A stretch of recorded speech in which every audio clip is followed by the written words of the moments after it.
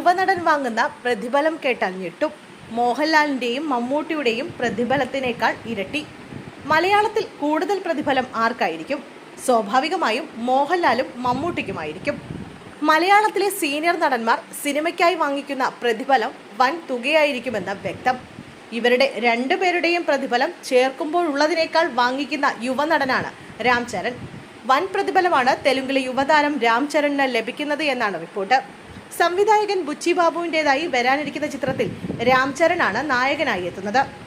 RC16 എന്നാണ് ആ ചിത്രത്തിന്റെ വിശേഷണ പേര്. RC16 ഏകദേശം 120 കോടിയോളമാണ് രാം ചരണിന് പ്രതിഫലമായി ലഭിക്കുക. രാം ചരണിന് ഏകദേശം 100 കോടിയായിരുന്നു മുമ്പ് പ്രതിഫലം. യുവനടന്മാരിൽ കൂടുതൽ ആരാധകരുള്ള താരമാണ് രാം ചരൺ.